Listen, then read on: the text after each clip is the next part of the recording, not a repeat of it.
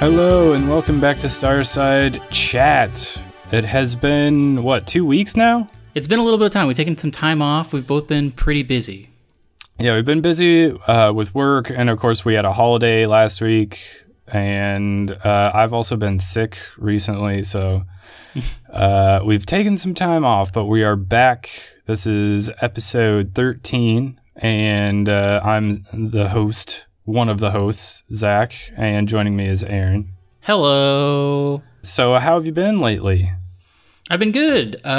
We both have played and finished a game in the interim, and there's kind of post E3. There was some slight news coming out, but also SGDQ happened, so that was something that was taking up a lot of my time. But yeah, I've been doing well. What about you? Aside from getting sick for July 4th, which was not great, I did get to spend time with family. I had family in town, so we hung out a bunch, so that was good. But yeah, otherwise, we played that one game that we're going to talk about eventually. We not will right talk now, about it.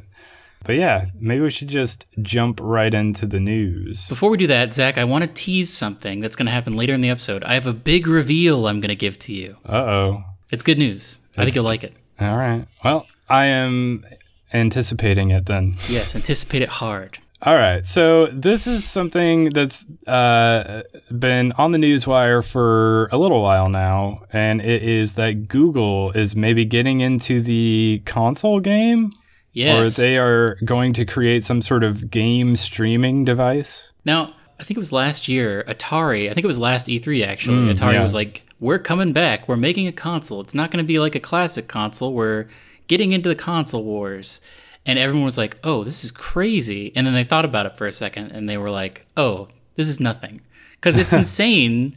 It's insane to think about someone coming up and being on the same level as Sony, Microsoft, and Nintendo. Like, in the PC, obviously, but I mean, another console? I mean, that sounds insane to me. Yeah, well, it's kind of like the one thing you always think about is like nobody else can get into the like mobile operating system space. Like it's like a challenger trying to come in and compete with Android and iOS. Yes, like that. Like Microsoft tried with Windows Phone, and that it was around for a while, but it's failed. And even like BlackBerry, like has basically gone over to all Android. Yeah. So I think of it that way, where like another company trying to jump into the well-established console space is just like they face that kind of an uphill battle, where it just seems incredibly unlikely that it would ever happen. But when it's a company like Google, I mean, maybe that's the thing. What could it be? Like I've heard like rumblings of like they're courting developers to make like original games, which is crazy to me. Like this isn't going to be. Do you see this as being some sort of extension of Android, or is this an entirely new thing? So I'm not sure, because right now they have like the Android TV. And I have the Nexus Player, but that's mostly like NVIDIA stuff. Like you can play games from the Google Play Store on it, although most of them are like essentially phone ports of games that you can just play with like a Bluetooth controller. So they're not necessarily designed to run on like a console-like device. And then the rest of the stuff, is just stuff off the NVIDIA store. And that stuff is more like console quality like stuff. Like you can play The Witcher 3 on the NVIDIA Shield. But they don't have a lot of their own stuff. And it's like, obviously it's not going to compete with the likes of Sony, Nintendo, and Microsoft. But as far as Google actually doing it themselves, I don't know. Like, you're right that they were talking about snatching up developers to make their own stuff. And I know that Apple has been doing the same thing, or at least they were. Nothing's really come of that, but they have developers to make games for them. So everybody kind of wonders if like Amazon, Google, and Apple are going to jump into the like console gaming market.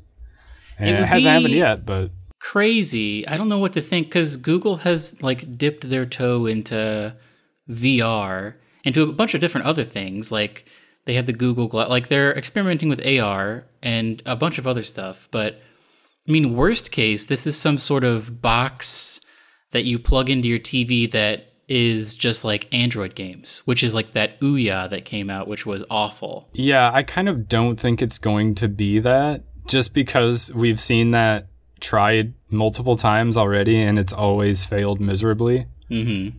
So I just don't think that, like, why would you pour resources into another one of those projects? Yeah, it has to get, I mean, if it wants to be a competitor, it has to get AAA games. It has to, I mean, it's something where if you want to get like Overwatch even, is what we're going to talk about next, but like Overwatch level stuff. And if it's in the form factor of like a Chromecast and it's completely streaming, that's something I would want to take a look at, because they would have to get latency right. But if it's like streaming so that's first, the big question, because the rumors that have been circling around whatever Microsoft and Sony are doing for the next generation of consoles is also like they want to lean hard into streaming, because obviously it cuts down on costs for them, because they don't have to manufacture all these discs and boxes and send them around and everything. You can just like download, or not even download, just like stream a game straight from one of their servers. So it's less expensive for them. But the problem is that I don't think the infrastructure, at least in the United States, is there for most of us to actually be able to pull it off well. It's very true. If you're living in a rural community where internet is still like, where you don't have like broadband or like gigabit level internet, it's going to be a factor. You're not going to be able to, you're going to get input lag pretty hardcore. I feel like there's a large portion of the United States where a console that depended solely on game streaming would just be horrendous to try to play as your like main game system. So I don't know. There remains to be seen. Maybe they've figured something out that we don't know about, and they're going to show it off and it's going to blow everybody away.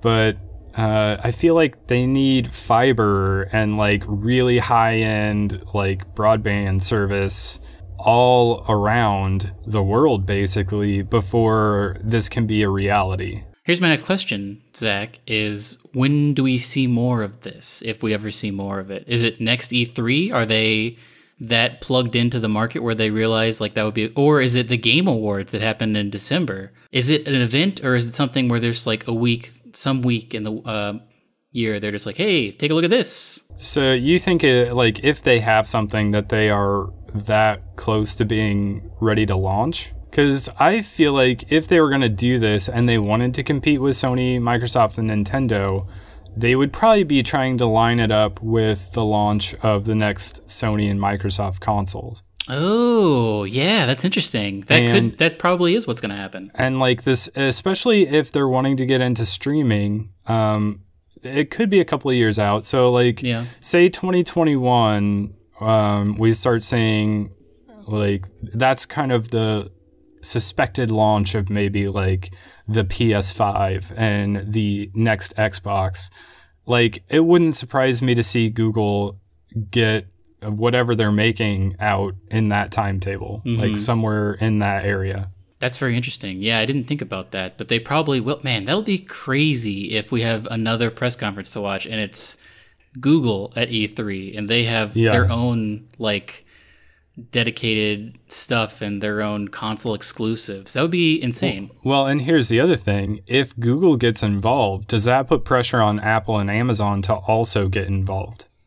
Apple and Amazon are both spending a bunch of money on television and like movie content right now.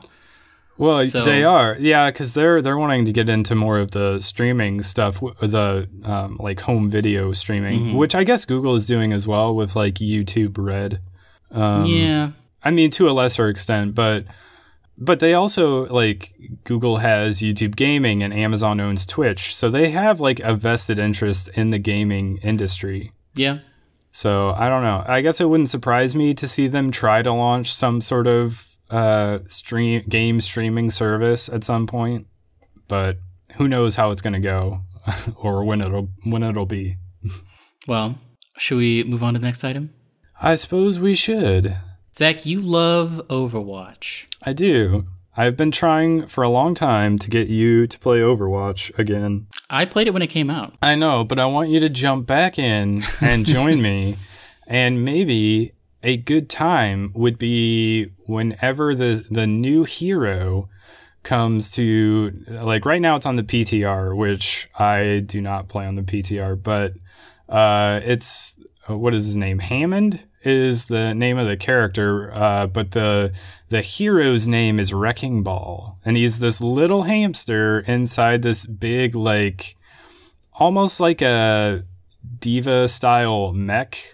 It's kind of like a cross between Diva and what's the other one? Maybe Orisa is a good example. So his default form is to be in a ball. Is that correct? Yeah. So he can roll around, and then he'll in third person. Yeah, in third person, and then he'll like set up, and he has these guns that shoot. And it from what I've seen, it looks like it maybe feels a little bit like Diva firing. You do have to reload, and the reload animation looks a little bit like Bastion when he's standing up and walking around. But yeah, his thing is, so he has this ability where he can like send out this, it's kind of like a chain, and he can like swing around in his ball form in the from the chain, so he can pick up a lot of momentum and sort of fling himself high in the air, and then he has this like ground pound move that like knocks everybody up into the air. Tell me all of his, like, what's his shift and like what's his super or ultimate or whatever. So one of them is to shoot out this chain. Yeah, so it's grappling claw. It's like you launch it so that, and it like hits the wall or whatever, and then you can like swing around. So you can like, you also like will do collision damage. So like when you hit somebody, it'll hurt them and knock them back. And then you can fling yourself up in the air, and you use this move called Pile Driver that slams down into the ground and launches enemies up into the air and does damage to them. Oh, interesting. And then you also have this adaptive shield that creates like personal shields. And the cool trick to it is that the amount of shields you get increases with the number of enemies around you. So if you have a bunch of enemies around you, you can get a massive shield. So like survivability should be pretty good with this guy. Is it a tank? It is. It is a tank. Interesting. And the ultimate is this minefield that like, so you basically deploy like a bunch of little proximity mines in like a square. And I haven't really seen this in action because again, I'm not on the PTR. But it seems pretty cool. I'm not sure how practical things like the grappling claw and the pile driver are, but I can see like really skilled players getting really good at just like navigating the map super fast by like swinging around and then like launching themselves with the grappling claw and then like slamming down on enemies with the pile driver. So it seems like it could be a pretty fun character. Interesting. I used to watch that Seagull guy play all the time. I wonder, does he still play? He does. I think he's on one of the teams in the Overwatch League. Oh, really? Yeah, I want to say he's on the Dallas team. Maybe I'll take a look. It's interesting to me. I like an interesting... I'm pro interesting, creative, new characters. What are the free games this month, Zach? Oh, yeah.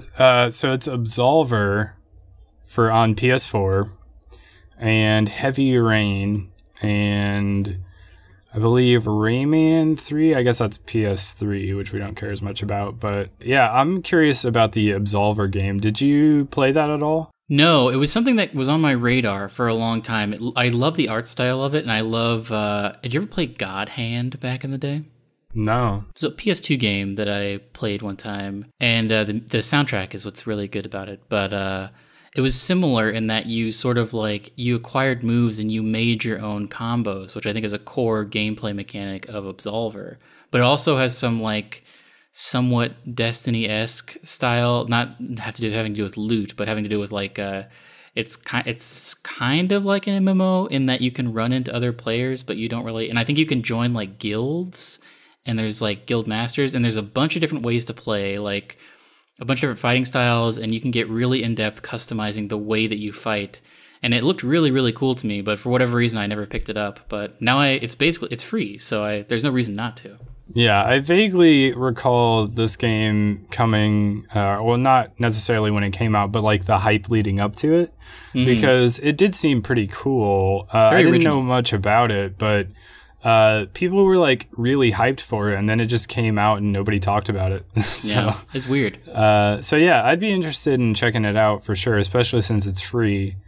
But that's on PSN. On Xbox Live, Assault Android Cactus, which is a game I've never heard of before. Yeah, I don't know what that is. And Smite, which I have heard of. Oh, that's a MOBA, isn't it? I believe so, yeah.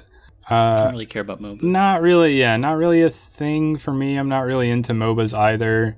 Well, anyway, those are the free games of the month. Absolver is my recommendation, having never played it.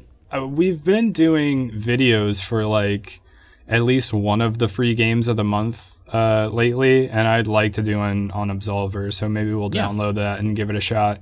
I would be into that. But let's move on to the new games that are coming out that you can buy. Yes, so something that's already out came out on July 3rd. This is something you're interested in, I think. Red Faction Guerrilla Remastered. Yeah, it's a dumb name because I mean it's remastered, but they're like trying to make a pun because it's on Mars, so it's remastered. Yeah, we did a blind spotting on Red Faction Guerrilla a few months ago, and when I heard that they were going to release a remaster, I was pretty excited because this was one of my favorite games from the 360 generation. And the cool thing about it is if you own the Steam edition of Red Faction Guerrilla, you get this version for free. Oh, that's awesome. So you get this version? Yep. So I've had it. I downloaded it. I've played some of it, and we're going to do a video on it coming up later this week. I'm excited. So yeah, and I believe I saw it for like $10 on Steam. That was probably during the Steam sale, though. Yeah, during the Steam sale. So it might still be on sale. I'm not sure. You'd probably have to jump on it pretty quick if you wanted to. But the big news is this is available on PS4 and Xbox One for the first time. And because it's remastered, it can go up to 4K. So that's pretty cool. Basically what I've noticed is better lighting and shadows on it. And some reworked textures, but yeah, really fun game. It'll make you wonder why games have not continued to offer like fully destructible environments, because it's so much fun just running around destroying everything. Anyway, that's Red Faction Guerrilla. They also, on July 13th, Captain Toad Treasure Tracker is coming to Switch and 3DS. Now, this is a game that, isn't this already out on 3DS, or some version of this is already out, but it's coming to Switch? It was my impression that this was like a port for the Switch. Oh yeah, it's a port of a Wii U game. I heard also that this gives some people motion sickness. Oh really? Because you're basically, it's in somewhat like Fez, but like much more or much less analog. Because you're constantly spinning the game. Or like spinning the map, and it can give you a little bit of motion sickness. But this is a game I'm interested in. I loved Fez, and this is not exactly like Fez, but I like a thing where you're dropped into a little finite level, and you have to kind of hunt around and find stuff. So this is something that I might pick up on Switch. Is it anything like those, what was it? I keep wanting to say Silicon Valley or Stardew Valley, but it's not that. It's the ones on mobile. Something Valley. What is the name of that game? Oh, Monument Valley? Yes, Monument Valley. I think it is somewhat like that. That more is like, that game is heavily focused on like optical illusions and things like that. And you're basically it's just a traversal puzzle, I'm pretty sure. Yeah. Whereas this is, you're actually like collecting stuff. And I don't think there's any combat or anything, but it's much more puzzly, I think. Gotcha. Yeah. So, I mean, I'd be interested in checking it out. I never finished Fez, but I liked what I played of it. So maybe we'll check that out. If you end up downloading it, you should definitely do a video. Yeah, we could do that. Also, July 13th, Octopath Traveler is coming out. Yes. Is this something you're going to get? I mean, probably not. Yeah. I have too much to do, I want to say, but I don't know. Like, JRPGs, sometimes I'm into them. I have to be in the right mood. And I did download one of the demos, like one of the earlier demos for it, and I couldn't get into it. So I think a lot of people are super excited for it, though. So. I love the art style. I wish I was more interested in it, but just like the gameplay is not super interesting to me. I like for an RPG. I mean, I played Final Fantasy VII a ton of times, but nowadays I think I need more of like a Final Fantasy Tactics to get interested. Like just strict turn-based is not super interesting to me. Yeah. But I love the art style, and I hope something else comes of this. Like if the company makes more interesting games like that, sort of like 2.5D sort of. I wish it was just something I actually wanted to play. I know. I do think the art style looks pretty cool. Yeah, I don't have a lot of interest in it. So, moving on, Sonic Mania Plus is coming out July 17th. This is something I'm definitely going to buy. This is on PS4, Xbox One, PC, and Switch. Would you buy it on Switch? I would. I have Sonic Mania on Switch, and I played it a ton. I had a Sega growing up, and also just like during college, I had a Sega emulator, and I would just like, right when I discovered podcasts, I would just play Sonic and Knuckles over and over and over again to the point where I could beat it in like 25 minutes or something, and just like listen to podcasts. So I have a deep love for Sonic, and Sonic Mania was great. I played it a ton on the go on Switch because it's great. It has multiplayer. And this looks great. They're adding 2 new characters, a flying squirrel and an armadillo, and they both have like their own Knuckles-esque abilities. And it looks great. There's an encore mode that's like it adds new levels and like new remixed levels, and they change some of the bosses around. I'm super, super excited for this. It's only $5 also. I was going to say, is this a DLC or it's standalone thing? Well, it's 2 things, because it's a DLC. I already own Mania, and this is called Mania Plus, Sonic Mania Plus. So it's only $5 for me, or you can buy the whole thing for like, I think $35, and it's getting a physical release. So if you want to hold off and get a physical release of Sonic Mania, which I kind of am regretting buying it because I would love to have a physical cartridge of it. Because also I think the box art is going to be really cool, and there's a cool image on like the reversible sleeve. But yeah, if you don't have Sonic Mania and you are a fan of classic Sonic games, like this is an excellent iteration in the series, and you should definitely pick it up. Next up on Xbox One, No Man's Sky. This is a game you played, Zach, all the controversy, or probably during the controversy. You were enjoying it. I started playing it, I think, day 1, so I was right in there, right as the controversy was happening. And I think I got about 5 to 8 good hours out of it before I realized that was all there was going to be for the rest of the like 50 hours of game. And they've added just like a ton to it just over time, where I think if they were to release the game on this release date, which is July 24th, and they had everything that they've added to the game up till now, and it didn't launch like a couple of years ago, then it probably would have been fine, honestly, because they've added that much stuff to it. I think so. I think they were talking about like that. Base building also? Yeah, they've added a ton of stuff to it, and like missions and all this stuff. So if this was a game that you saw all the like negative reaction to and you just steered clear of it, you were probably wise, but I think it's safe to give it a shot now if you're still interested at all.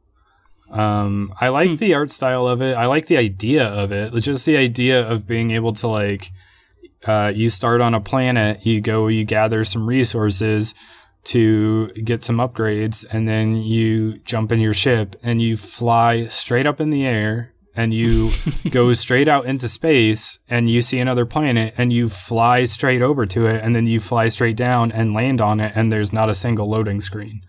And you can essentially do this an infinite number of times because there's an infinite number of planets to go explore. The idea of that is very, very compelling to me. It just wasn't executed very well out of the gate.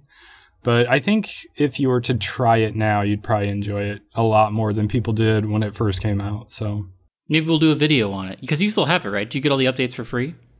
I would assume so. Yeah, I think I might still be on my PS4. I'm not sure. I might have to re-download it. But yeah, we could do that. We could check it out and see what's different. Are talk about my impressions of it when it first came out and see what it's like now. So that could be interesting. But anyway, those are all the games that are coming out this month. So what's our next story?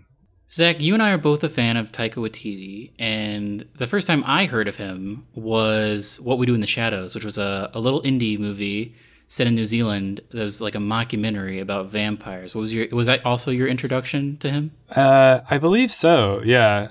After What We Do in the Shadows, I looked up a bunch of his other movies and have gotten caught up on his filmography, basically. But yeah, that was my introduction to him. And then, of course, he directed the Thor movie, Thor Ragnarok. That's true. Now, What We Do in the Shadows ended up being a very hot property.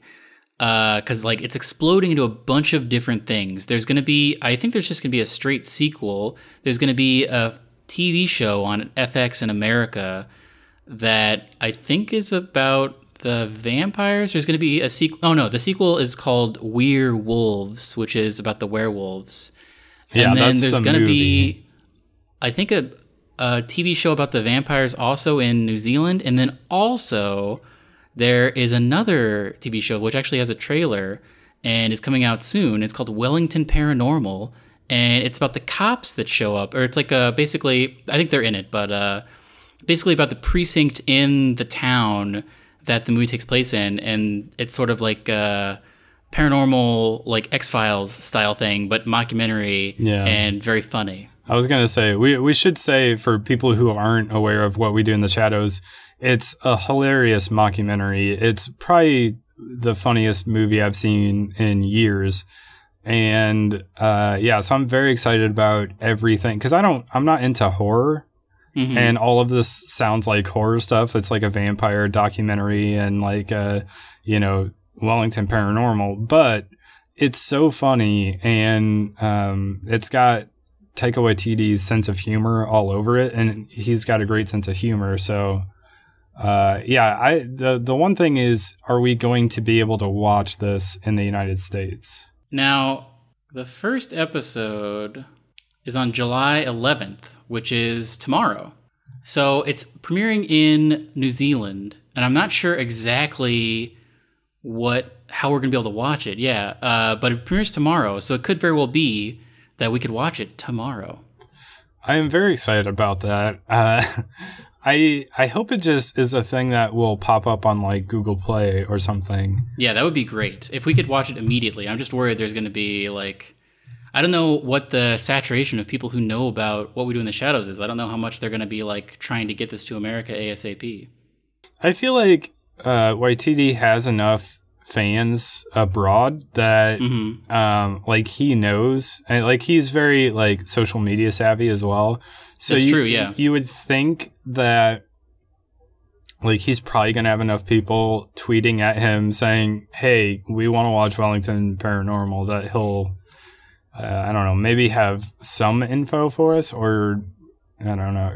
I want to say he's one of the producers, so maybe he'll have some sort of poll to get the show on some sort of place where we can find it and watch it. I would love that. It's kind of like, what's that Canadian show that we like?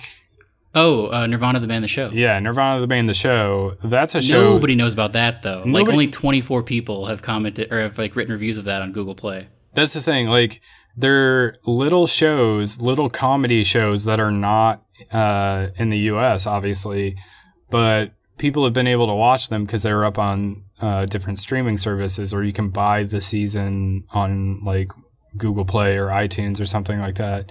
So I'm hoping Wellington Paranormal will also be there. I haven't checked to see if there's a listing for it yet, but that's something we should definitely keep an eye out for. Yeah, definitely. And maybe we'll do a Starside Flicks on What We Do in the Shadows just to like refresh everybody on how great that was. I would if love we can end that. up watching it. Well, if we can end up watching it, maybe we do like a watch along where we like review every episode. That would be fun too. That would also be awesome. Yeah, I would totally do that. We'll see. TBD. We'll see what happens tomorrow if we're able to watch it. Yep. So next up, what do we got? Nintendo is looking to release 20 to 30 indie games on Switch per week. That is amazing. That is an insane number of releases. Starting when? Starting right now? I believe so. I'm not sure if there was like a hard start date to that. I think they were just saying our plan is to try to release, like they say they already average 15 to 25 releases a week. But their aim to be on average would be between 20 and 30. That's great news. That'd be like 1,300 games a year. Well, I mean, there's such a back catalog of great indie games. It's just a matter of porting over stuff. And well, that's the thing is the Switch is like the home for ports right now. Yeah. So they've got a ton of stuff they could port. Unlike previous Nintendo consoles, they've done a really good job of, I think, like working with developers to get stuff onto their system. And I think they built it with that in mind. So it's a lot easier to port things over. So I'm pro this. There's a lot of games where I'm just like, oh man, I want to replay that. Or like, I really wish I had played that when it came out. And for it to be coming out on Switch is like a really good excuse to either buy something or replay something that just like is on, I can do anywhere. I will say, yeah, like we've talked recently about how I kind of have been replaying Skyrim a little bit because it came out on Nintendo Switch. And yeah, like games that I like a lot that I've played a few years ago and like think about now and then and wouldn't mind replaying. If they come out on Switch, like that's a perfect excuse to go ahead and rebuy it and replay it. Because, yeah, you can play it anywhere.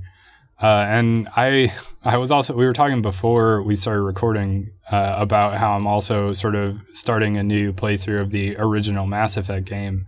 And I was thinking when I started playing the game, I'm playing it on PC. I was like, man, I really want them to do like a remaster release of the trilogy and put it on Switch because that would be awesome.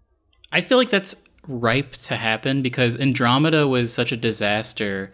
I feel like they need to wipe the slate clean maybe not this year, but like in a couple of years, I could see them being like, hey, here's the entire trilogy of Mass Effect. This is all there was. Don't think about anything else. And here's a new Mass Effect coming out. Remember your feelings about the original trilogy. I think you're right. I think once like Anthem comes out and like it probably won't be until after the next Dragon Age game, which is further out than Anthem. And then they're probably going to be moving on to whatever the next Mass Effect game is.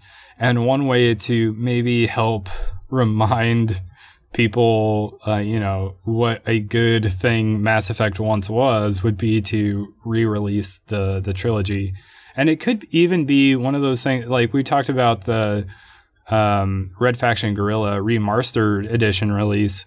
That feels an awful lot like a company trying to get a sense of what the interest level is in the Red Faction name. Yeah. I feel like if they were to like wait until after Anthem, re-release the Mass Effect as a remastered trilogy, that could be their way of getting a sense for, what the interest level is. So, and maybe it'll tell them something. Maybe they'll learn from it.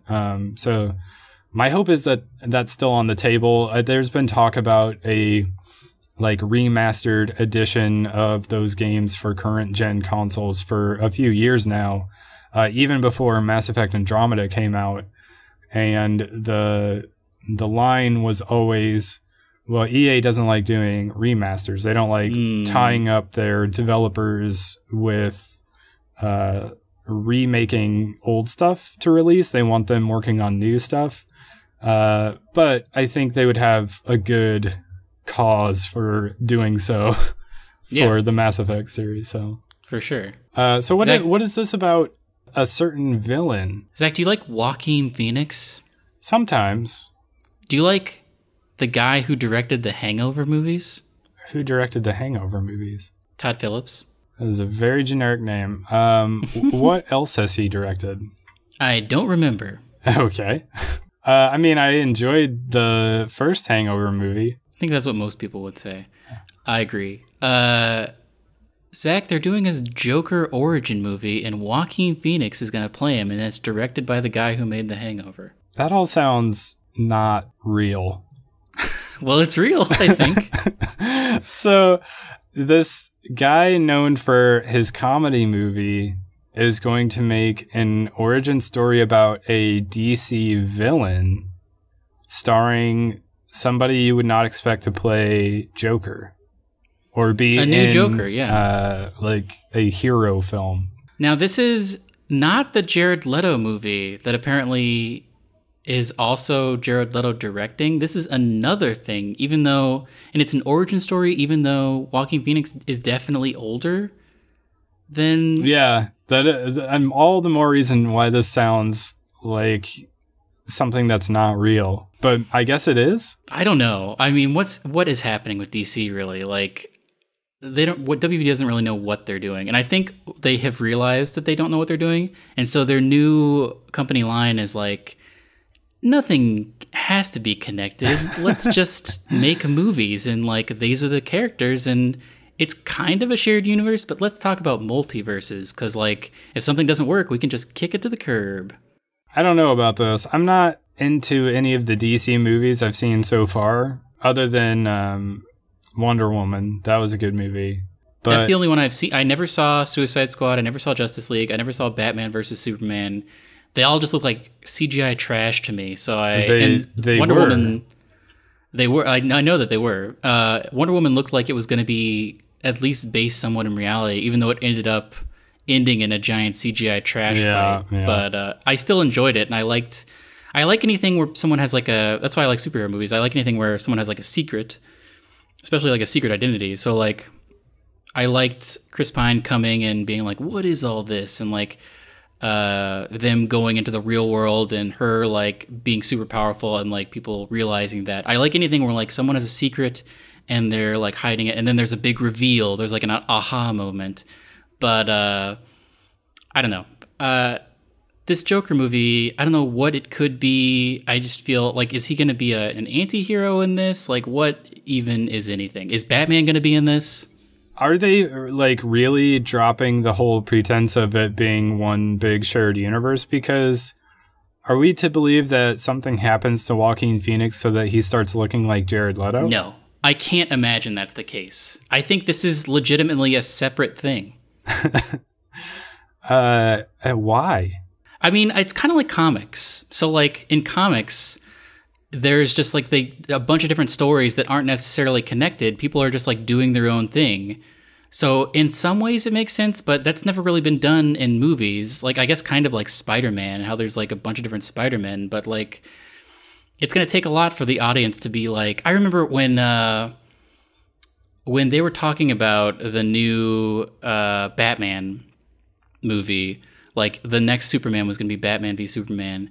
I was talking to someone, a layman, and they were like, oh, so like Batman's going to be Joseph Gordon-Levitt now, right? Because in the last movie, it turns out that he finds the Batcave. And I was like, no, that's not how movies work. Like, it's not connected in any way. There's a new person in charge. Yeah. Like, forget about Christopher Nolan movies. Yeah, he couldn't wrap his head around that. This is not Christopher Nolan's series anymore. This is going to freak everyone out. Like, it's not going to be... People are going to be like, why are there two Jokers? I don't understand this. Yeah, this will be really confusing. Like, it's already confusing and the movies haven't come out yet. It also feels a little bit like Disney's approach to Star Wars, where it's like, well, this was a line in this movie. Let's make a prequel about it to explain that. At least is grounded in things. Like, they're playing by a rule book. This is just like... would be like... They're like you know, we got these characters like Han Solo. Let's do an origin for them. Let's origin everyone. And except in this case, it's a villain. It's not even like one of the good guys. So We'll like, see. Typically your character arc, they learn something, right? And they become better for it. That can't be the way this goes because he's a villain. He has to become worse. I mean, we don't know. It could be completely separate from anything. It could be just a standalone movie. Are we supposed to root for the Joker? That's what I don't know. Maybe. I don't know. This just, it feels unnecessary and weird, and I don't quite get it. And there's been nothing other than Wonder Woman up to this point in the DC cinematic universe that makes me excited to see anything that they're doing. So this is not really news that I care about. We'll see. Joaquin Phoenix is a crazy guy. He made that fake documentary a while ago with Casey Affleck. Yeah. And he made a movie that is like a little bit like a Joker movie, kind of. What's that one where he has a hammer that just came out? A hammer? No. I think it's called like Were You Ever Really There? Or Am I Here? Or something like that. He had a hammer in that? I feel like in the trailer, he's like killing a bunch of people with a hammer. This was years ago, though, because I remember he went on, like, it was Letterman, maybe? And he was, like, in character, and it was a super awkward interview.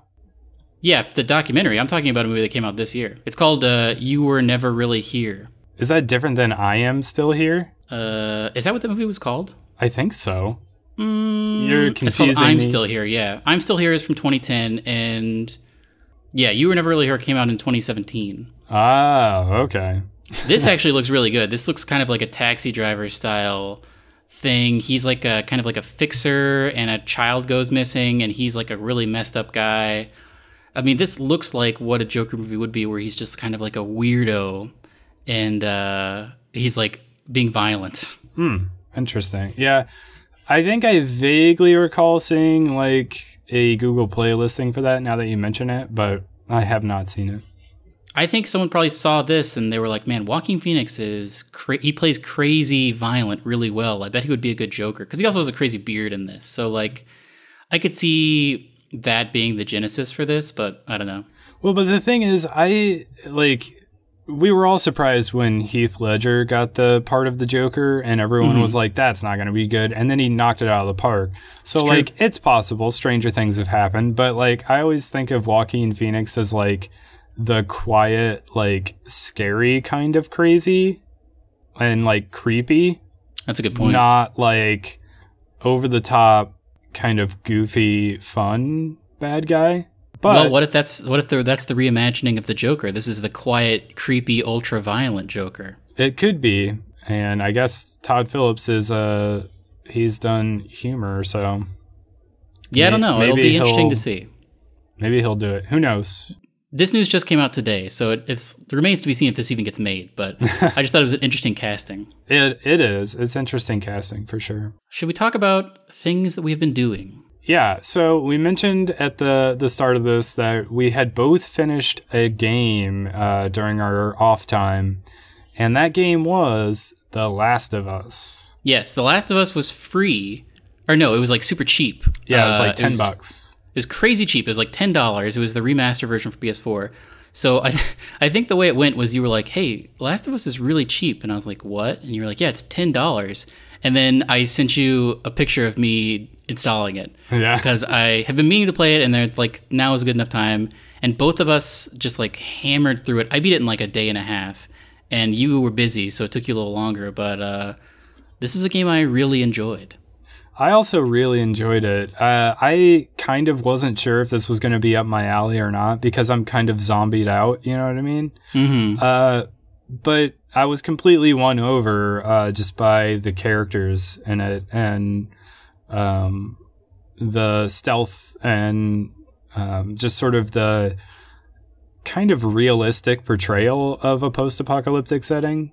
Mm-hmm. Like, obviously, they're zombies. How realistic can that be? But, like, it's not, like, over-the-top combat, right? In fact, you'd probably want to avoid combat if at all possible. Yeah, there were large sections of the game where I completely avoided combat. Yeah. And I don't know, I got really invested in the story, and I found that just sort of grounded it for me. The fact that the combat was so realistic, like you don't want to take more than like a hit or two, like you will die basically. And so you do want to kind of pick your battles and try to be really stealthy and avoid enemies if possible. Yeah, the story was what had me like not being able to put the controller down. Like I think my first play session, I played for like 5 hours or something crazy. Like I just kept wanting to see where the story was going, and I was playing it on easy just because I am not super into, like I was mainly about the story is what I wanted, right? And so it all felt fluid and nice, and there was never an area where I just like had to keep replaying. There was like one area where I had to keep replaying over and over again. I think that's when I changed it to easy, but yeah, the story just like really pulled me in, and I kept wanting to turn the page. Yeah, well, Naughty Dog is very good at storytelling in their games. They are very cinematic, and but the thing I think this game did better than some of the Uncharted games is like some of those Uncharted games, there would be long sections where I would get to the point where I was just like, can I just like skip like the rest of this? I just want to get back to the next story cutscene because I want to find out what happens next. And so it felt like it would drag on too long. That never happened in this game. It was sort of like Uncharted minus the puzzles. Yeah, it was way better paced, I thought, than the Uncharted games. Even the fourth one? I haven't played the fourth one, but you have. The fourth one's very good, but that one felt really long in the tooth by towards the end of it. And it definitely got to the point where I was like, all right, I'm ready to just be in the next cutscene. Can we move it along? And I always had like more traversal or puzzles to do, so... Or combat. The worst thing about Uncharted is like lengthy combat sections. Yes, especially the first one. Yeah. And I think there is some like combat sections in this game that like I'm usually pretty bad at stealth games where I try to start out being sneaky and then I always get caught and have to end the section guns blazing. That happened a couple of times during my playthrough. But it wasn't that bad. I didn't find it to be irritating to the point where I just wanted to move on to the next thing. So, yeah, I thought it was an incredibly well done, and it has gotten both of us very excited for The Last of Us Part 2. Yes, so when that comes out, expect a bunch of videos on that. Zach, I have a reveal. Okay. Are you ready for this? I am on the edge of my seat. Zach, I started watching The Expanse. Oh, man. So, are you enjoying it? I'm liking it a lot. I think I'm 3 episodes in. Oh, yeah? Oh, man. I almost wish I could watch it with you. So, over the holiday week, my brother and I are super into The Expanse. And we were hanging out with family like all week, basically. And so we knew this would be a show that my dad would be into as well. So we all we sat him down and we're like, all right, we're going to watch this show. And so we've been like, we did some marathoning of it and we've gotten partway into season 2. And just like rewatching the show, I forgot how good it was. And it just like keeps getting better as it goes. I will say the one thing I have to watch it with subtitles on sometimes. Yeah, we also watch it with subtitles on. Because some people, I don't really understand what they're saying. And also there's a lot of like proper nouns and like world building going on. People are throwing out things and you sort of have to, I almost want to like pause it sometimes and be like, okay, what are they talking about? Yeah, we've done that as well. So you're not alone. I'm 3 episodes in. Who are the OPA? So the OPA is the Outer Planetary Alliance. They're basically like they're kind of like a terrorist group. So like so there's Earth, Mars, and the Belt, right? And the Belt, the people in the Belt basically, they are responsible for like hauling ice and water and minerals to the inner planets, basically. They supply them with all this stuff. And so they kind of feel a little bit used, and like Earth and Mars don't care about them, or they feel like lesser citizens, basically. And so the OPA is basically this terrorist group that doesn't necessarily represent all Belters, but they are like a smaller group that wants basically equality for the Belt as well, and they kind of don't like the inner planets. I guess what I don't understand is why isn't everyone... Is it called Circe? Is that the place that they hang out on? Ceres, that's right. Why isn't everyone there crazy rich? Because, like, if it was the Middle East and they were getting oil from there, everybody there is super rich. Like, why is there a water limit to everybody if that's where all the water is coming from? Well, so their Ceres station, right? It's kind of like you harvest the water, but you don't get to keep it. You have to send it elsewhere. So even if you would think that by you harvesting it, you would have all the resources to yourself, you don't have it because you have to give it away, basically. So they're being used because they're also really not making a lot of money off of it, so it seems. That's crazy, because like that's like in like the pre-crawl of the show, they were like the number one priority, the number one currency basically is water. Yep. So I think you're on the side of the Belters and saying that's not fair, right? Yeah, I mean, it doesn't make any sense. Why not just like harvest a little more and keep it there to keep the station nice and going? Yeah, well, and so the other reason why it's difficult to understand what they're saying sometimes is that the Belters kind of have their own lingo and their own... Yeah, they have like, they're speaking like patois or some nonsense. They have their own language, kind of, and it's sort of a mix of other languages, and it's also kind of like a slang. So if you don't kind of understand some of that, at least the early going, it can be kind of tough to follow what the people from the Belt are saying. But otherwise, yeah. I really like it, though. I'm watching it with my girlfriend, so I can't watch it again until we get together. But I think we're going to try and watch like 3 or 4 more episodes this weekend if I go. So I'm very excited to watch more of it. I like how slow it is, and I like all of the world building. I don't think there's anything. I have like questions, but I feel like they're going to be answered. Yeah, that's the one thing. Like, I feel like you're going to have a lot of questions, but if you keep watching, those things will be revealed.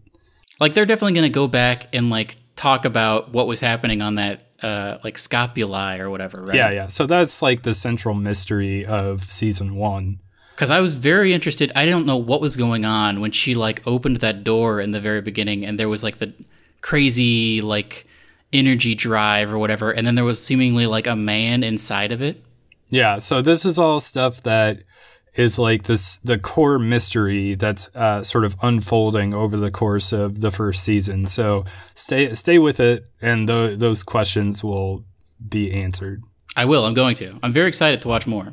But yeah, it's very good. It's probably the best show on TV right now. And that's what everyone says. And it's going to not be on TV soon because it's going to Amazon for the 4th season. Yeah. Do you think it's going to change in quality at all, or do you think it's going to remain the same? The one complaint I've heard is some people have said they want the production quality to be a little higher. Like when it goes to like CG, it kind of looks like old school CG. Yeah. Well, I mean, TV budgets, you'll have that. It doesn't look like top quality, like theater release stuff, but it's still pretty good. Yeah, it is really good. I mean, I like all the little effects in it, like when they pour the water and it kind of like moves to the side. I think that was a cool thing. And I like how, I guess all the Belters are supposed to be like super tall, even though sometimes they aren't. They're supposed to be sort of thin, and like their bones are kind of thin and elongated from growing up in 0G. That's the other thing that I kind of like about the series a lot, is that it's sort of based on real science. It's not like science fantasy. It's more like science fiction. It's like a believable future. It's basically hard sci-fi. Yeah. So I enjoy that aspect about it as well. Very cool. I'm super glad that you're into it because I was going to make another plea to get you to start watching the show. So now I don't have to. Yeah. I'm excited to talk more about it with you. So maybe I'll finish season 1 off. Yeah, I was going to say, you should finish season 1 and then we'll do like a recap. Yeah, for sure. What else? I watched Sicario 2. Did you? Oh, how was it? It was pretty good. It was not as good as the first one. Different director. The director of the first one, Denis Villeneuve, directed Blade Runner 2048. Is that right? 2049. 2049, yeah. And Arrival. That Dune now. Yeah, so I like that director a lot. So this was not him, but it was still pretty good. I think it was the same writer. And I want to say set up for a trilogy. Oh, yeah, for sure. So did you watch it? No, I didn't, but I have read that it's like definitely going to be a trilogy. I want to watch it. I just haven't found the time. I went and saw Ant-Man and the Wasp, and frankly, I'm going to see the new The Rock movie this weekend. Which one is it? Is it the Rampage? No, Skyscraper. Oh, right. That did come out. Man, by the end of this year, he's going to be in like 5 movies. I mean, he brings in the money at the box office. He is great, and I love everything. Did you see the casting reveal about, or casting information about the Hobbs and other guy movie? Hobbs and what? Hobbs is the name, Hobbs and Shaw. Hobbs is the name of his character in Fast and Furious, and Shaw is the name of Jason Statham's character, and they kind of developed a bromance in the last Fast and Furious movie, and they're having a spin-off movie before the next Fast and Furious movie, Fast 9. I think it's called Hobbs and Shaw, and it starts shooting soon, and they revealed that the bad guy in that movie is Idris Elba. Oh, really? It's going to be, like, I've said this before, I'm sure, but like The Rock, the truest iteration of The Rock, the most pure distillation of The Rock is The Rock in Fast and Furious movies. And the fact that we're getting a spin-off of just The Rock and Jason Statham is going to be I'm so excited for it. Frankly, I'm more interested in watching that movie than going back and watching the Fast and Furious movies. Well, so the one thing I'm worried about is the director has said they're going to try and ground it more in reality, which I think is maybe a mistake because I love all the insane stuff that happens. See, that's some of the stuff that's been keeping me away from that franchise. No, it's so good. There's a scene, I think I've talked about this, but there's like a scene in Fate of the Furious where The Rock is angry and he just punches like a steel shipping container and he dents it. That's not possible to do. That's like... And he just does stuff like you can't handcuff him because he can rip apart all handcuffs. He's punched through stone walls before. Like there's a part where he's interrogating I'm not sure a that person. That's making it better. No, it is making it better. And I'm worried that Hobbs and Shaw is going to be like a much more grounded movie. I don't think it will be because it's Jason Statham and The Rock, but I am over the moon that they're getting Idris Elba as well because he is also great. And I'm so excited for this. I do like Idris Elba a lot, so I don't know. I might watch that movie if it comes out, but I would love to watch the Fast and Furious movies with you and see if I can get you to like them. Maybe that'll happen one day. I don't know. But anyway, should we talk about Westworld or should we save it? I think we're going to be running real long if we try to dip our toes in Westworld. So maybe we'll either save it for next week or maybe we'll do like its own separate thing. Yeah, I would be into that. Because there's a lot to unpack there. Anyway, my voice is dying on me, so I think we should wrap this up. We took a break, but we're going to be back at it on the channel. We've already got a bunch of videos ready to go, so keep your eyes peeled to that channel. We're back, and we're going to be doing more stuff, so thank you for joining us. Follow us on Twitter, and you can catch the podcast in all sorts of places these days. It's on Podbean, it's on iTunes, and Google Play, and Pocket Casts. Take a look. And we'll see you next time. Goodbye.